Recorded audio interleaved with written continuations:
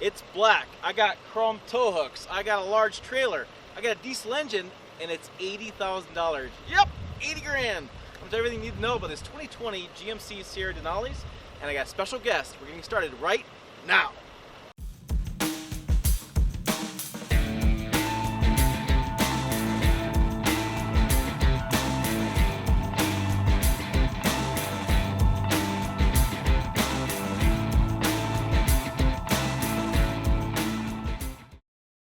Hey, it's Semestral Pickup Truck Plus SUV talk, and my passion is trucks and SUVs. If that's your passion too, hit subscribe, smash the bell, and smash that like button because you love this video. GMC Sierras in here in Idaho. We're going to tow with these, do some off-roading with these.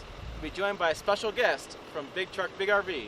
Put it all together in a nice package for you. So off the top, sit back, pour a little bourbon in your coffee, relax. We'll get started on this video. We're going to start first, some exterior, we'll do some driving impressions, talk about towing. So let's get to it. Okay, here we go. Here's the new 2020 GMC Sierra heavy duty. You can see the big bold front end, lots of chrome. Definitely the way the Denali has looked in years past, with all the chrome. I'm going to be quiet here as you can listen to the engine. Yep, that's the Duramax diesel. It's not as loud as in years past. We have the really funky mirrors, which I was told were moved in that spot for a better placement because they're powered and they pull and extend. If you flip around here, we can look at the back side. You can see there's two ways to access the bed. We have the rear bed step, and then we have the side bed step. The side bed step is really handy for like fifth wheel hookups, getting that bed without having to climb on a tire and do the kind of weird stuff you had to do in years past. You definitely see though how big this truck is, and then look at how big this trailer is. It seems appropriate in this case. It's both the same size as far as overall design, and I tell you what, this was a big, nice trailer. I wish I could have taken home.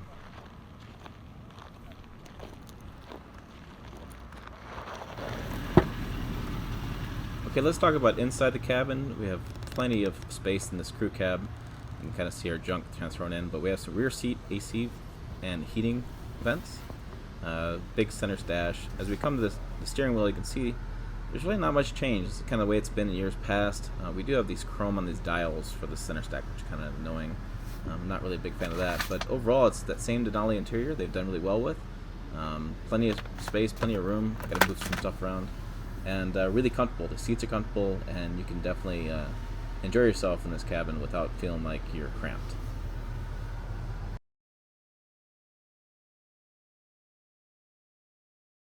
All right, inside we're doing a trailer tech here on the 2020 GMC Sierra Heavy Duties with my buddy Frank. Hi, Frank. Frank's a good guy. We've done this before on the 1500, so let's do the 2500s because even though the 1500 tows, this is really the truck you want to tow with. Right. All right. Yeah. So 93% of our customers, tow heavy-duty trucks. So trying to enhance that experience. The same story we talked about, starting with the light duty, right? So safety, visibility, confidence while towing. In the 2020 new GMC, we got class-leading 15 camera views. I can show you some of them here. You will get the experience when you take the ride later today. Okay. We've talked about, now this already has a trailer on it, but we have the hitch guidance view. We have a cargo bed view now. Hitch view, so this will help with alignment to conventional hitch. You shift to park while in this view, it automatically locks the wheels, no rock. There's a rear trailer camera and an inside trailer camera, and like I said, you'll experience those later today. I suggest trying out all those views. Another one we're touting is our transparent trailer view, so that gives you the ability to see through your trailer while driving. Our trailering views will stay active while towing, so it helps visibility while driving down the road.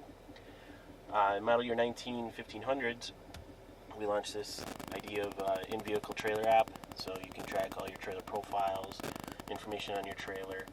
If you put mileage on your trailer, we can do maintenance reminders from a confidence perspective, making sure, run through a checklist, make sure everything's connected properly. We've taken what we did in 19 and we've extended it into my GMC app, or my ProGrade trailering tab, so we can do profile setup and you can check your status right here in your phone. We've added a couple other features in the phone. 19 we had, the light test, so outside the truck, start the light test, everything will rotate around. We have a load calculator. A new feature, we partnered with ASA Electronics. They deliver a system that goes on some of these nice higher end travel trailers that'll do controls of awnings and lights like that. So we pulled that feature inside to my GMC, which then extends through projection into my GMC app, where I have controls and sensors integrated into the center stack through projection. This is useful because as I'm driving up on a campsite, I can precondition my truck. So, I turn on the generator, I can start up the HVAC, make sure everything's nice and cool. I can turn on the water heater, get the water warmed up before I even show up to the campground. Similarly, we're getting sensor status. So if my freshwater tank needs to be filled up, or got empty tanks, you know where everything's at. So it's an integrated experience, trying to put that at the fingertips, pulling this into projection so I don't have to fiddle with the phone. Got it right here at the fingertips. You're going to prep the trailer before you pull in, which means, where is the beer cooler button? How do you cool the beer when you get there? Yeah, we don't have that button yet. It's an enhancement we'll have to work on. It's 20, 45, 55, it's coming. There you go.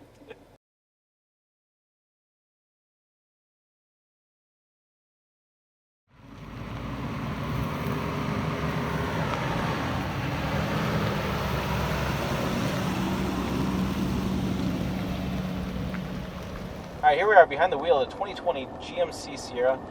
We think it's 1 ton. Incredibly, we have no paperwork that confirms that, which is kind of strange. Behind the camera is my buddy JD from Big Truck Big RV. What's going on, guys? He has a very cool channel that's focused a lot on towing and medium duty, heavy duty. And it's been great having behind the camera as a fellow YouTuber. We've been able to talk about different things and also share experiences on driving this. It's my turn to drive behind the wheel, and I got to tell you, it is a comfortable driving experience, even though I got 15,000 pounds. It's not going to wear you down as much as trucks of prior trucks. These really cool camera angles to play with that are a little distracting at times, but it definitely helps you from a confidence standpoint, know what's behind you and know what's going on. Nobody's going to sneak up behind you. There's no little red sports car convertible coming right up your butt that's going to freak you out. I do have the exhaust brake turned on, and I have dual haul mode engaged. And I was kind of cruising. I got to slow down a little bit. A little lead foot going on. What's cool about this, and we talked a little bit on the video today about, in front of me is a heads-up display, and it's really handy. It takes away some of the distraction for the driver. I don't look down very much. I look straight ahead the whole time. Keeps my eyes on the wheel, or on the road, much better than if I were to not have it. And so it's a really nice feature, and it's done really well, executed perfectly. I can see navigation in front of me. I can see speed limit in front of me. I can see, how fast I'm going, and if in fact I am speeding, which occasionally happens. And the other factors to think about in here are the sound. So I'm recording this just with my cell phone. I don't have any special. I do have a special Rode mic, but nothing really special. I'm not quieting the noise out. You're hearing exactly what I'm hearing, and so it's not that loud like the diesels of old. And JD is holding the camera in his hands. And so you're feeling all the bumps, all the suspension I'm feeling. You're feeling everything that I'm getting from road experience behind the wheel is coming through on the camera. So, is it an upgrade from prior generations? Yeah, there are the camera features that are really handy. The driving experience is, I think, a little bit better the way they've tuned it. This is a 10-speed transmission in this, 342 rear axle. And so with that 10-speed, it's nice and smooth. I haven't really been gear hunting.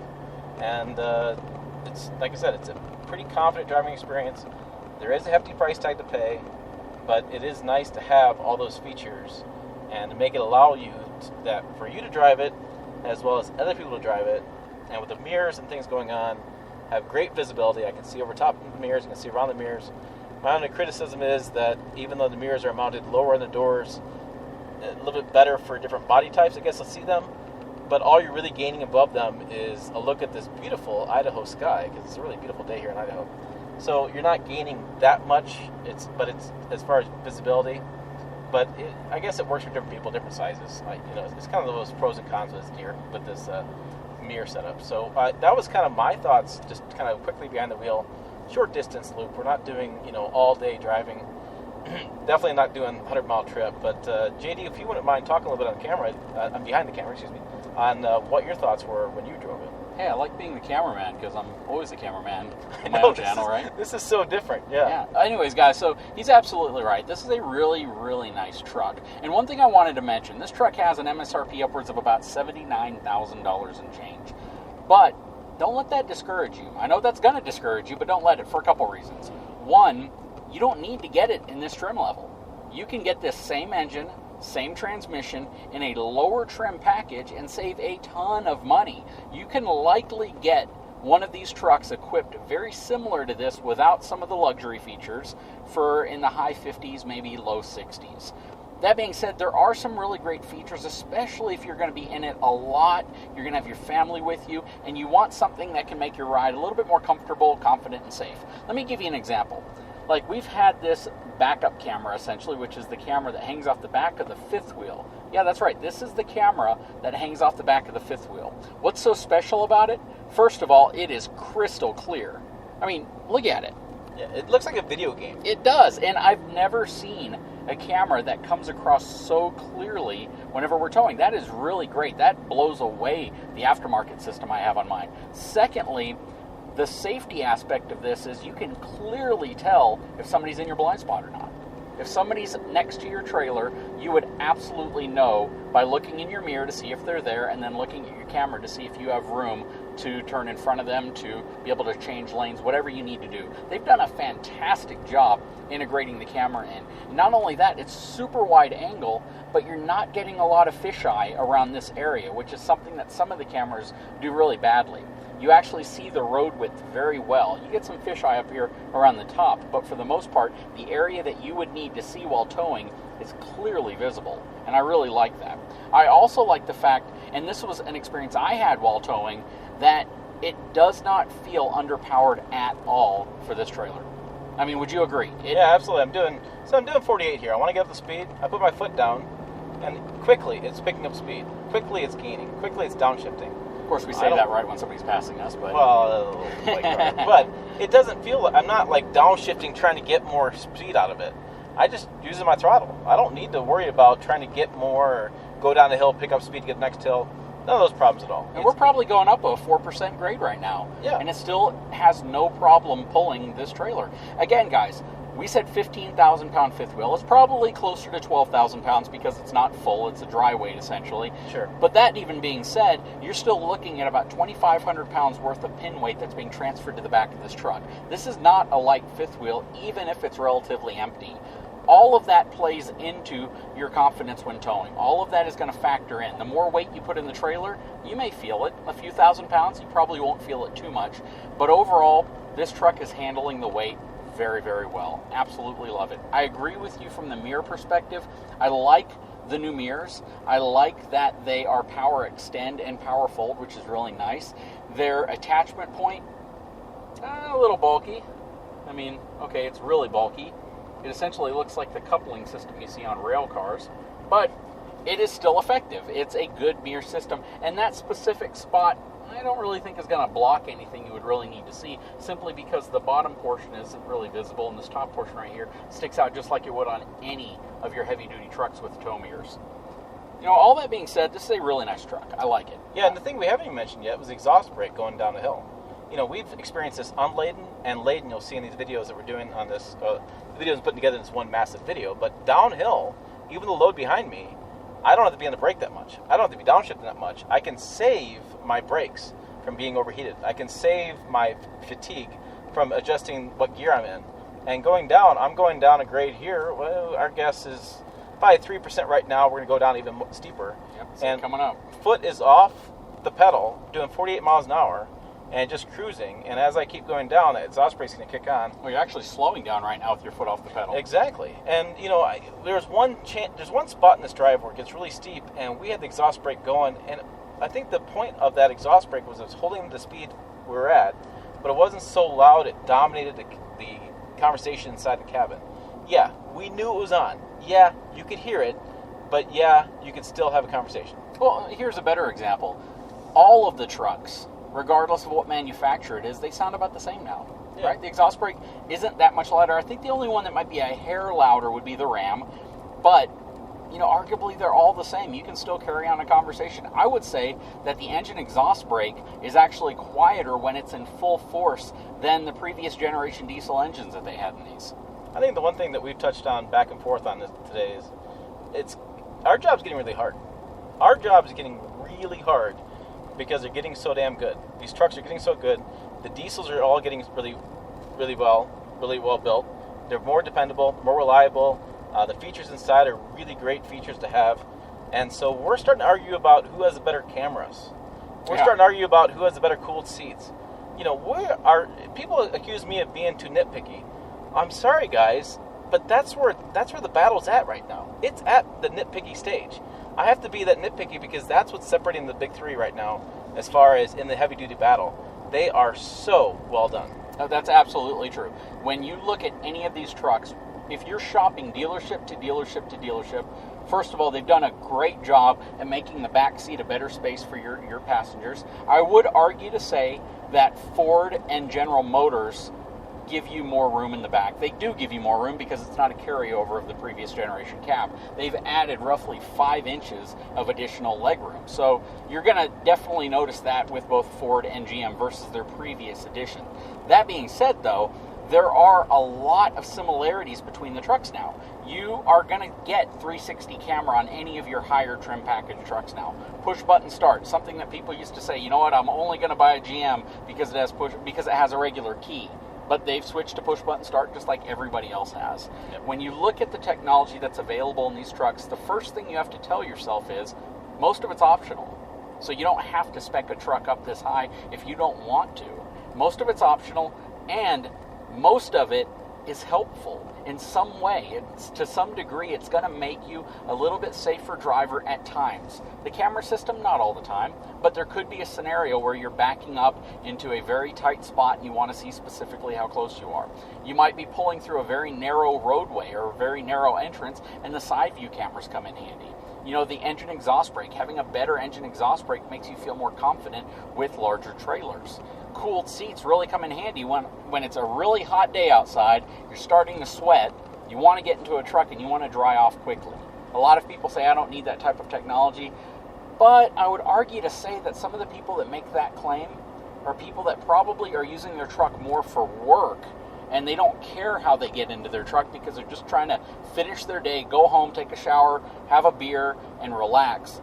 But when you're RVing, when you're pulling a trailer with your family, and you just finished a great camping trip, you just got everything connected and you hit the road, the last thing you want is to feel like a squishy, sweaty mess sitting in your truck. So something as simple as a cooled or a ventilated seat can come in really handy.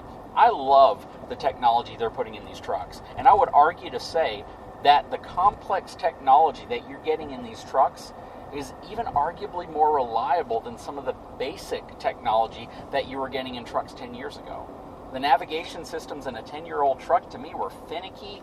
They didn't work well. A lot of, freezing up on you, a lot of resetting, and you don't really see that anymore. It's still a lot of technology. It's something else that could go wrong, of course, but for the most part, they've worked the kinks out of it. Yeah, and this is a great example of cameras making a right-hand turn, and the whole side, even the trailer, comes right into view. And slowed down confidently. I was a little late on getting to my stopping point there, but then it switches right back. That was cool. It totally switched to the side view when he was turning. I wish my truck did that. I tell you what, these trucks are more expensive to fix. They are more expensive to repair. They're more expensive to buy, but there's so many pros, it's hard to argue the cons. I mean, the comfort, the safety, the confidence you get from driving them, it's a hard argument to make. Do I want to spend the money? Hell no, I don't want to spend the money. I argue all day that I love the classic trucks, but it's 95 degrees here in Idaho, and I've had the cool seats on all day. You know, something else to think about, when you spend that much money on this truck, yes, it's going to be expensive. Let's say that this truck has a sticker price of, $79,000, I think is what we saw on this one. This one was right at $80,000 before savings.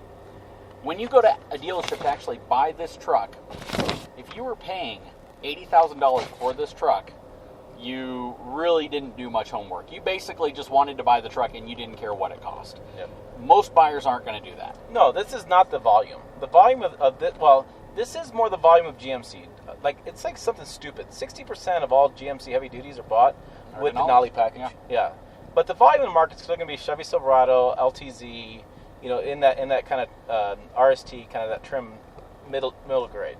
But so it's like, we're making the argument that basically what JD and I are saying is, you leave us a bunch of comments in our videos complaining about the price. We just gave you the whole reason back we're going to tell you. So just stop complaining. That's what they are. If you don't like it, well, you're probably not going to buy it anyways. Well, quite frankly, I mean, you're probably going to be able to negotiate a good $8,000 or more off of that price. You know? By the time you stop on a lot, even stepping on a lot's $8,000 off. Yeah. And if you're not getting it for that price, then you're just rushing into the sale. And you should, quite frankly, take a little bit more time and do a little bit more research. Yeah. Or wait a little bit. Patience is the number one thing that drives people to making expensive purchasing decisions that don't take advantage of incentives or things that are available. If you are just rushing to it because you want to have the first one, you're going to pay for that. You're going to pay for that premium first to come to it, the guy driving around the neighborhood, nobody else has one, you're going to pay for that. You know, it's kind of funny. People on the new Corvette, right? The brand new one, the C8, whatever it's called. Yeah. You know, people are paying over $100,000 for the $59,000 version of it just because they're impatient. Why would you do that? You know, JD, you can't fix stupid. You can try. It just doesn't work real well.